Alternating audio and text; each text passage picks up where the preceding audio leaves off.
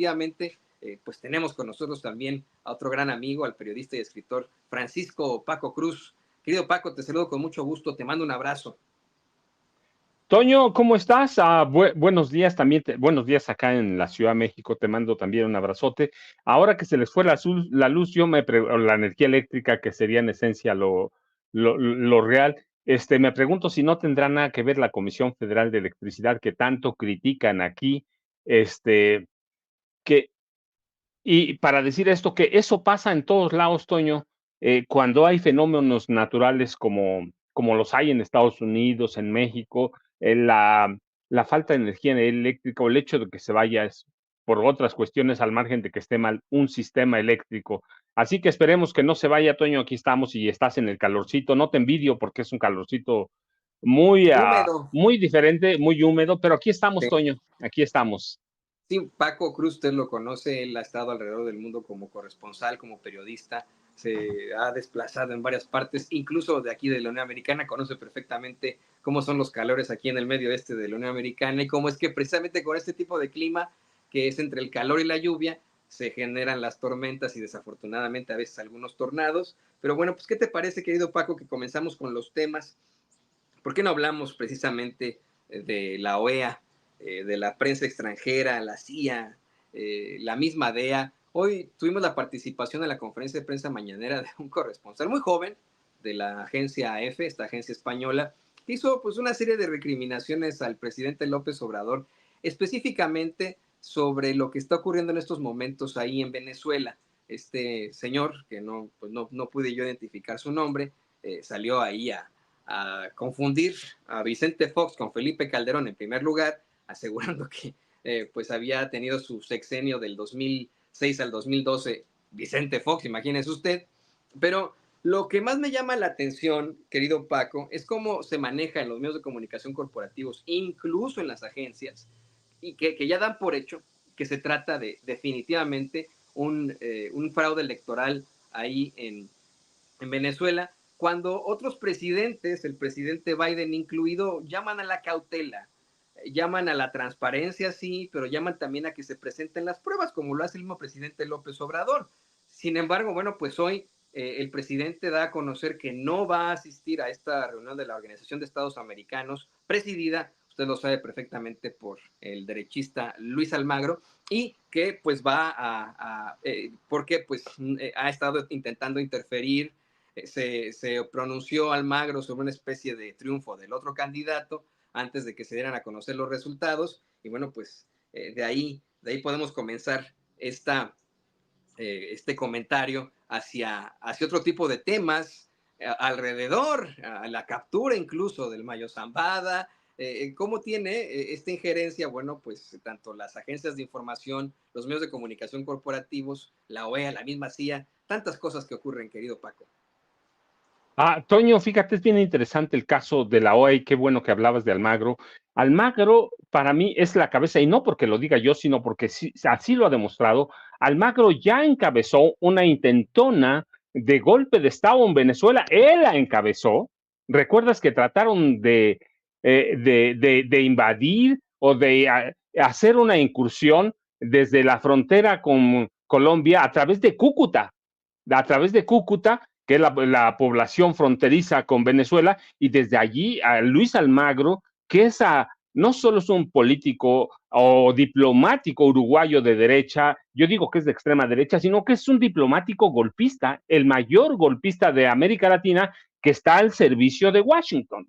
Y desde antes de las elecciones hay una intentona de golpe de Estado, hay una conspiración en la que participan la OEA, la prensa extranjera, se suman la CIA o el Departamento de Justicia, el Departamento de Estado de Estados Unidos, uh, eh, para orquestar no solo una guerra sucia contra Nicolás Maduro y las elecciones en Venezuela, sino que son ejes para orquestar un golpe de Estado para derrocar a Nicolás Maduro Moro. Hay un intervencionismo descarado y brutal, incluso antes de cerrar las casillas de votación en Venezuela, y por eso tiene razón el presidente Andrés Manuel López Obrador, la virtual presidenta electa, hay un intervencionismo desde antes que cerraran Y en ese evento, ese intervencionismo puede documentarse desde la prensa extranjera que cantó el triunfo de la oposición sin conocer un solo resultado. Desde antes de las elecciones decían que los chavistas se habían cansado de Maduro y lo que vimos el domingo en las pantallas fue otra cosa hasta que el Consejo Nacional Electoral de Venezuela dio como ganador ya con el 80% de los votos computados, con una tendencia irreversible, a Nicolás Maduro, sí, pero sin acta, sin nada, todos los organismos y la prensa internacional, y mira lo que decías de este jovencito del país, que la verdad lo mandaron a la guerra sin armas, sin preparación, sin haber estudiado, llegaron, hay una intentona golpista de la derecha internacional encabezada ciertamente por grupos de Estados Unidos, por Edmundo González, que fue candidato presidencial opositor, por María Corina Machado. Hay una intentona golpista, hay una intentona de deslegitimar no solo a Nicolás Maduro, sino a todo el proceso electoral. Recuerda a Corina Machado, ella ha llamado a la invasión de Venezuela, a la invasión que ha pedido que Estados Unidos encabece una intervención armada en Venezuela. Así que, mira, una cosa es denunciar fraude, está bien, pero otra cosa es documentarlo, ya lo dices bien tú, Toño.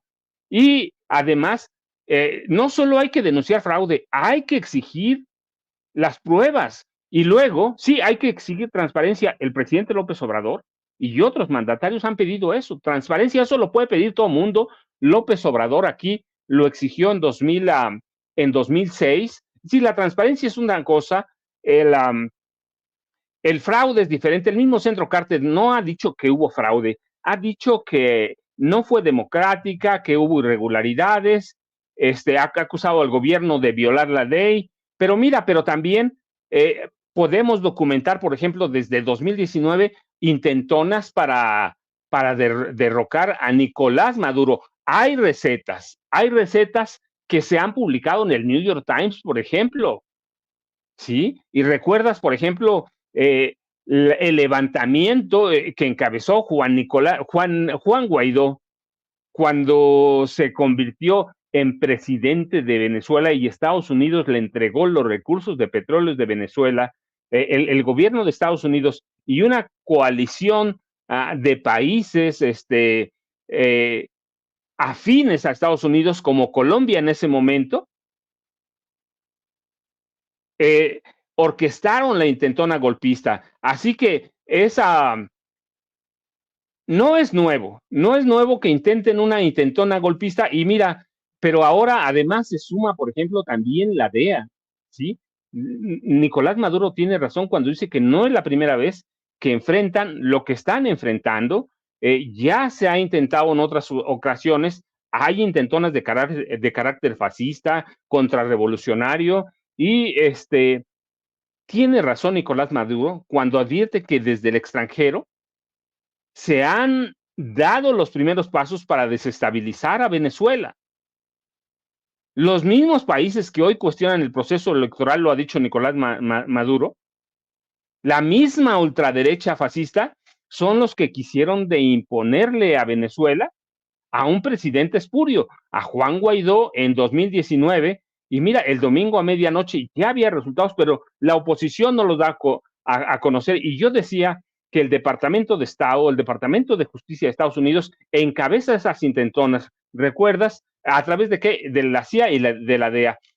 Justo en las elecciones, la DEA lanzó una alerta mundial para capturar al presidente Nicolás Maduro, ofreciendo una recompensa de 15 millones de dólares por información que conduzca a la captura. ¿Qué están haciendo? Promoviendo la insurrección en Venezuela. Le están diciendo a los venezolanos de derecha, de ultraderecha, miren, aquí les vamos a dar 15 millones de dólares para capturar a Maduro, ¿de qué acusan a Maduro? De narcoterrorismo, conspiración para importar cocaína, posesión de ametralladoras y otros cargos. Es decir, el mismo Departamento de Estado, el Departamento de Justicia de Estados Unidos encabeza esta intentona. Hay acusaciones de todos calibres. Dicen que, por ejemplo, en este pasado domingo, la DEA dijo que Maduro ayudó a administrar y liderar el Cártel de los Soles, una organización de narcotraficantes venezolanos, pero no ofreció una sola prueba. Lo mismo que le hacen, va la misma campaña que le hicieron al presidente López Obrador, a la candidata entonces presidencial mexicana Claudia Sheinbaum Pardo, lo acusan de encabezar un cártel con otros funcionarios de alto rango, pero nunca han ofrecido una prueba. Acusan a Maduro de conspirar con las Fuerzas Armadas Revolucionarias de Colombia para negociar con cocaína, y lo han acusado de proporcionarle, pero tampoco han entregado ninguna prueba, de entregarle armas a la guerrilla colombiana y de facilitar a través de las FARC el tráfico de drogas. Así que hay una ficha internacional para capturar a Maduro. ¿Qué es eso? Pues es promover una intentona de golpe de Estado, es promover o asusar a ciudadanos venezolanos para que atenten contra Nicolás Maduro. Es decir, ya hay una intentona violenta. La oferta de recompensa por la captura de Maduro es una intervención gravísima, gravísima, y esto demuestra las tensiones que hay entre el gobierno de Estados Unidos y Venezuela. Y yo lo decía ayer, al margen de todo, Toño, ¿qué tiene Venezuela tan atractivo? Por más que Trump diga que tienen solamente alquitrán, no, pues tienen una reserva probada de 300,000 millones de barriles de petróleo crudo. Tienen más que Arabia Saudita. De pronto los han desdeñado, pero allí tienen oro, ¿sí? Tienen una riqueza que es muy apetitosa para el gobierno de Estados Unidos. Así que hay una intentona de golpe de Estado que se ha coordinado desde el día de las elecciones de parte de la prensa extranjera. El País, el New York Times, el Washington Post, desde antes de conocer los resultados. En esta intentona participan la DEA, la CIA, toda la derecha venezolana, pero es lo mismo que nos hicieron. Nada más que allá lo están haciendo todavía más grande. ¿Por qué? Porque el nivel de votación fue un poco mayor de lo que esperaban, pero el chavismo encabezado por Maduro tuvo 51% contra 43%. Todavía es una diferencia bastante alta. ¿Van a soltar a Venezuela? No la van a soltar. Mira, hasta las redes sociales están conspirando contra Maduro, le suspendieron sus cuentas, ¿cierto? ¿Qué es eso? Están conspirando, están silenciando al presidente de un país. Puede no gustarte, puede no ser, pero es un presidente, es una persona que tiene derecho a lo mismo que todos, pero la censura viene también de parte de las redes sociales, así que hay una conspiración gravísima, brutal contra el presidente Nicolás Maduro y contra el pueblo venezolano. Pero porque yo te decía, de pronto parece simple, pero 300,000 millones de reservas probadas en petróleo crudo es un bocado muy apetitoso, además de que tiene minerales también Venezuela que lo hacen un bocado que no va a soltar Estados Unidos por un buen rato, Toño. Sí, exactamente. Y eso es lo que yo comentaba desde muy, muy temprano, querido Paco, citándote a ti, cómo es que no le van a soltar el guante a Venezuela, pase lo que pase. Puede haber incluso, pues sí, ¿no? Cuestionamientos al proceso electoral, pero se tiene que demostrar con pruebas. Lo que tiene que hacer la autoridad electoral ahí en Venezuela, la misma oposición, Estados Unidos y todos los que están tratando de tener este injerencismo, es demostrar con pruebas que efectivamente hubo un fraude electoral y a partir de ahí, bueno, pues ya podrán el resto de los países decir, no reconocemos esta elección, no reconocemos a este presidente. Mientras tanto, pues son puras habladas. Como bien mencionas, el centro Carter lo único que dice es que pues reconoce irregularidades y cosas así, pero no presenta tampoco pruebas. Eso es lo preocupante. Y le voy a pedir al equipo que nos grabe para, antes de ir al tema que tenemos sobre precisamente pues el Mayo Zambada y Joaquín Guzmán López, platicar un poco más sobre eso, el Centro Carter, que tú conoces perfectamente. Aquí en Estados Unidos es el argumento absoluto que existe para decir que hubo un fraude en Venezuela, que el Centro Carter no reconozca la elección y que señale irregularidades. Ese es el único argumento que tienen, la única prueba que tienen, y lo que están moviendo en estos momentos en tanto redes sociales como medios de comunicación corporativos. Pero de ahí en fuera son puras habladas, son comentarios de pues extranjeros, no, de mismos venezolanos viviendo acá, de opositores al régimen. ¿Qué nos puedes decir tú sobre ese centro Carter, querido Paco? No, mira, es un centro respetado, fue invitado como observador. Y lo que yo insisto, hay que leer su comunicado. Hay que leer su comunicado. Sí, es un centro reconocido. Lo invitaron. Sí, tuvo o asistió como observador electoral. Y tiene una historia, pero no está hablando de un fraude abierto, de un fraude escandaloso. Está diciendo que hay irregularidades. Está diciendo que hay que abrir pero todo mundo se está montando en el centro Carter porque fue una representación oficial como observadores electorales, está montándose en eso, pero no ha leído verdaderamente el comunicado, no sabe lo que dice el comunicado, pues sí, mira, no yo, tú, el presidente López Obrador, la virtual presidenta o futura presidenta de México, Claudia Sheinbaum, otras personalidades, hay que recontar los votos, hay que abrirlo, hay que abrir la elección, pero eso le corresponde a los venezolanos, Toño, no le corresponde al centro Carter, por muy respetado que sea, no le corresponde a ninguna organización, le corresponde a los venezolanos. ¿Por qué? Porque yo te decía, historia, bueno, en los últimos tiempos, desde el presidente Chávez hay una intentona golpista,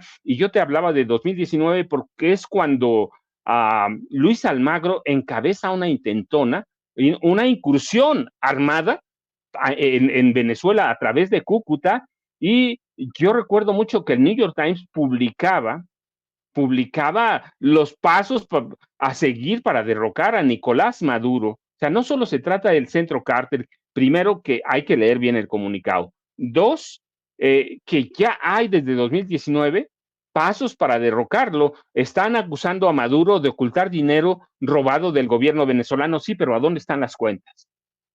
Dice en cuentas, han dicho en cuentas personales de todo el mundo, de bancarias personales, ¿a dónde están esas cuentas? ¿Quiénes son los titulares? ¿Cuánto tienen? Lo han acusado de tráfico de drogas. ¿Con quién? El cártel de los soles. Igual que al presidente López Obrador, que a Claudia Sheinbaum. Si nosotros ya lo vivimos, no basta con denunciar una cosa, hay que presentar pruebas. El mismo centro Carter necesita presentar un resumen pormenorizado, más allá de su prestigio, un resumen pormenorizado de todas estas irregularidades y luego que presenten pruebas.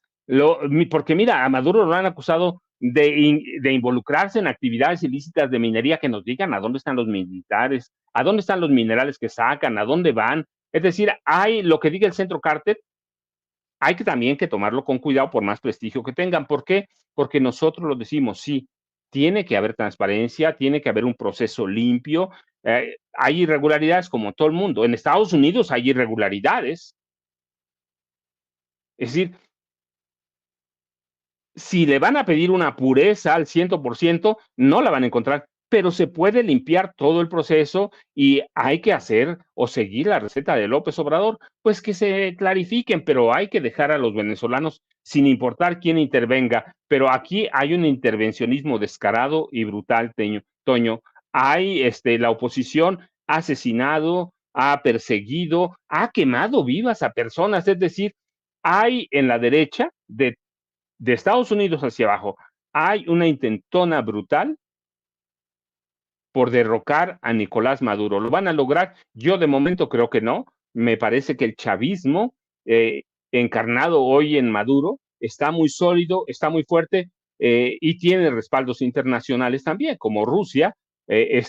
Así que va a ser muy complicado, pero vamos a ver ese proceso de una derecha que es violenta, que es brutal y que está engrandecida y soberbia por el apoyo que tiene como instituciones o de instituciones como el Centro Carter o el Departamento de Estado o el Departamento de Justicia de Estados Unidos, Toño. Sí, es más que evidente y clara esa intervención que hay, que existe. Le digo a usted que nos ve, que nos escucha, en estos momentos el único argumento que se tiene es lo que da a conocer una institución que efectivamente es muy respetable, que es el instituto, el Centro Carter, pero pues de ahí afuera, y el Centro Carter no presenta tampoco pruebas. presenta planteamientos, presenta argumentos. Pero mira, en todo esto de la intervención, le voy a pedir al equipo que nos grabe, querido Paco, porque también es importante pensar en lo que está ocurriendo alrededor del caso de la detención de Ismael El Mayo Zambada y del hijo mayor del Chapo Guzmán, Joaquín Guzmán López. Se ha pues planteado una y otra vez que este fue un golpe muy fuerte al cártel de Sinaloa. Sin embargo, ya lo escuchábamos hace un par de días con el exagente y director, bueno, no va más bien director de operaciones de la agencia antidrogas DEA, Mike Vigil, cómo es que pues el cártel de Sinaloa va más bien mantenerse intacto, ¿no? O sea, estas son las cabezas, pero se cumple lo que se ha cumplido a lo largo de la humanidad, lo que fue ilustrado incluso en la mitología griega como la batalla de Hércules contra la Hidra. La hidra, un animal mitológico, una serpiente mitológica de varias cabezas, que cuando le cortaba uno la cabeza, le salían 3 más, hasta que Hércules, bueno, pues consigue darle una estoqueada en el corazón. No recuerdo bien el mito, pero esa es la realidad. Yo te pregunto a ti, ¿está debilitado ya con esto el cártel? ¿Vamos a ver algún tipo de reacomodo? ¿Veremos de alguna otra forma alguna caída dentro de esta organización criminal? Mira, Toño, el caso del Mayo Zambada y de Joaquín Guzmán López, el Chapito, o uno de los Chapitos, es bien interesante por varias razones. Primero, porque tenemos prácticamente, antes de llegar a eso, tenemos una novela fantástica. En eso se ha convertido, yo no digo captura, no, la caída del Mayo Zambada. Yo digo que se ha convertido en la que caben todas las narrativas. Cada reportero tiene una narrativa, cada investigador tiene sus propias fuentes, así que tenemos como 50,000 narrativas. Entrega pactada, traición de los Chapitos, incursión de agentes de la DEA, que no fue de agentes de la DEA, que fueron agentes del FBI que entraron al territorio mexicano, que ellos planearon todo, una traición orquestada por el gobernador sinaloense Rubén Rocha Moya. Es decir, hay todo. Hoy mismo, el abogado de la familia de Joaquín Guzmán lo era el Chapo, José Luis González, dio a conocer o afirmó que no hay ninguna traición, que se entregaron a las autoridades. Es decir, tenemos un caso que se ha convertido, el caso de un capo emblemático que se ha convertido en una telenovela de esas para Televisa, a TV Azteca, Netflix, una novela fantástica que sí ciertamente tiene muchos huecos y que ya se irán llenando con el tiempo y que en el que sí hacen falta explicaciones reales, pero que no vamos a conocer de momento por la importancia que tiene. La caída del capo más buscado en el mundo, una organización que a partir de 1987, que es cuando se funda realmente el cártel de Sinaloa, podemos ir antes, pero el cártel de Sinaloa, como lo conocemos hoy, se funda en 87 y ha ido en ascenso hasta tener unos 30,000 empleados en 100 países en el mundo. Y la caída del Mayo Zambada nos plantea otras cosas que de veras Mike Vigil lo dijo con claridad. ¿Va a mover algo? No, y por eso es también, entre otras cosas, también por eso hay que poner signos de interrogación en esa captura, entrega, lo que haya sido, pero que sí es la caída del Mayo Zambada. ¿Va a mover en algo al cártel de Sinaloa? No, mira, Mike Vigil sabe lo que dice, 31 años agente de la DEA, y en ese proceso fue jefe de operaciones internacionales de la DEA, sigue siendo consultor de la DEA, y él decía una cosa el día que lo entrevistó Vicente Serrano: el cártel de Sinaloa va a permanecer intacto, así que me di a la tarea de buscar a gente que conoce toda la estructura, y mira, va a haber unos reacomodos muy leves para permitir el ascenso de Ismael Zambada Siqueiros, el Mayito Flaco, hijo del Mayo Zambada, y seguro sucesor del Mayo. El Mayito Flaco sería escoltado por sus hermanas María Teresa, Midia, Mónica y Modesta, quienes han sido vinculadas a operaciones financieras de lavado de activos y lavado de dinero. El Mayo Zambada tiene otros hijos, al que más conocemos es a Jesús Vicente, el Vicentillo, que sabemos que está en Estados Unidos, que fue uno de los testigos estelares en el caso que se siguió a Joaquín el Chapo Guzmán. Está Ismael Zambada Imperial, el Mayito Gordo, y Serafín Zambada Ortiz. pero en la línea de mando, a menos que pase un terremoto, se encuentra el Mayito Flaco, quien nunca ha sido detenido. Y de la otra célula, pues mira, el Joaquín Guzmán López, que cae también, y que hoy dice el abogado de la familia Guzmán Loera, que se entregaron por voluntad propia, tampoco hay grandes cambios, tampoco hay grandes cambios. Ovidio Guzmán Salazar es el responsable de esa célula. No, discúlpame. Ovidio está preso en Estados Unidos. Iván Archibaldo Guzmán Salazar es el capo en jefe, él es el sucesor real de el cártel de Sinaloa. Ovidio y Joaquín Guzmán López están ya en Estados Unidos. Uno preso, el otro se entregó, los dos están en Chicago. Se supone que el juicio a Ovidio comienza o el último día de septiembre, no recuerdo la fecha, o el primer día de octubre. Pero la cabeza del cártel de Sinaloa en este momento es Iván Archibaldo Guzmán Salazar. Y luego le siguen en la cadena de mando su hermano Jesús Alfredo Guzmán Salazar. Así que no hay grandes cambios. Otra célula está bajo las órdenes de Aureliano Guzmán Loera, el guano, hermano del Chapo Guzmán. Él va o puede tomar el mando de la debilitada célula de Rafael Caro Quintero, el capo de capos. Esa es una realidad. Si no hay grandes cambios, la estructura del cártel de Sinaloa se mantiene sin moverse, no vamos a esperar nada y por eso hay que dudar de que fue una captura, una operación, lo que sea. La verdad es que podemos hablar de todo. Lo real es que Joaquín Guzmán López desdeñó sus audiencias, primero la rechazó, Joaquín Guzmán López se declaró no culpable, que no inocente, que son cosas diferentes, ¿cierto, Toño?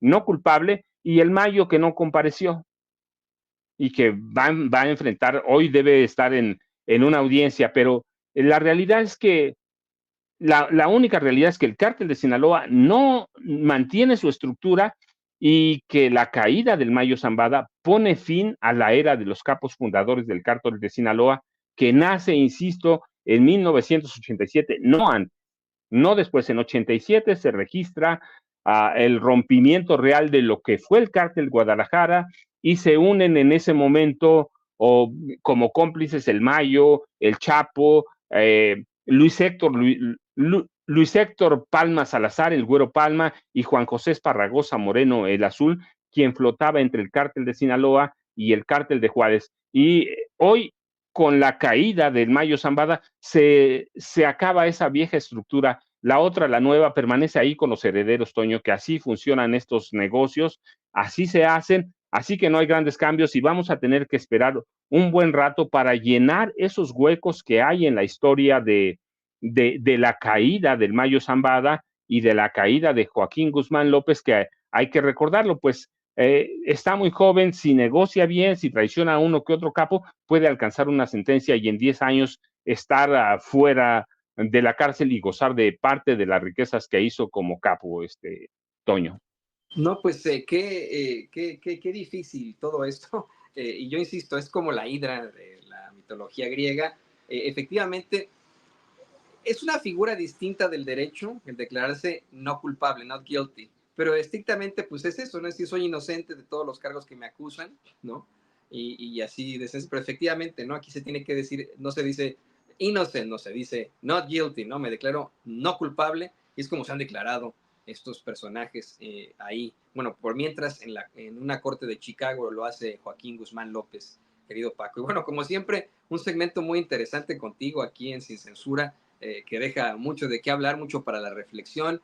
Yo te agradezco que también estés al pie del cañón en medio de este tipo de situaciones, pues que el clima permite, ya hasta estoy sudando, ¿no? Me está corriendo aquí el sudor por los ya 34 grados centígrados a la sombra a la que nos enfrentamos aquí en Kansas City, Missouri, en medio de este apagón, que no es responsabilidad de la Comisión Federal de Electricidad, ojo, es de una compañía que tiene un monopolio en esta ciudad y que a la que le pagamos, pero mire, una cantidad exorbitante en las cuentas.